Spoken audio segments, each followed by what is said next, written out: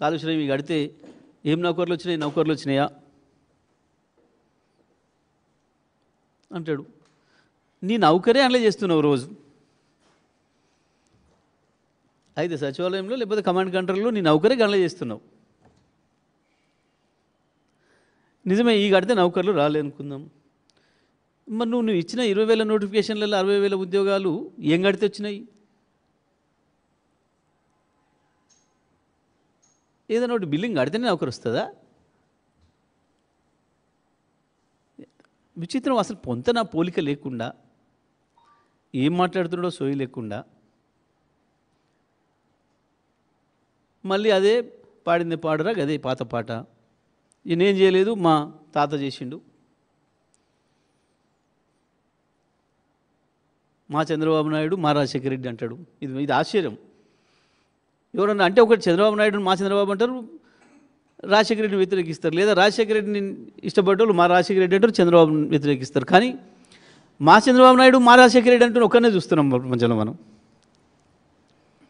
ఈ సృష్టిలకు ఆశ్చర్యంగా అనిపిస్తూ ఉంది. ఇక నిర్ణయాలు ఈ ఎలక్షన్ల కొరకు మా పీజీఆర్, మీ పీజీఆర్ను చంపిందే కాంగ్రెస్ పార్టీ. పీజీఆర్ని చంపిందే కాంగ్రెస్ పార్టీ. వాస్తవానికి పీజీఆర్ ఇప్పటిదాకా బతికుండాల్సినాడు. పీజీఆర్ని చంపింది కాంగ్రెస్ పార్టీ అయితే పీజీఆర్ కుటుంబానికి రాజకీయాలలో స్థానం లేకుండా చేసింది నువ్వు. ఇంత ప్రేమ నువ్వు ఎందుకు సీట్ ఇయ్యలే? మరి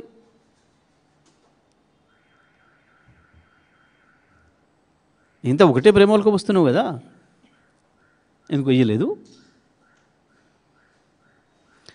ఇక 2004 నుంచి 14 అట స్వర్ణయుగం అట.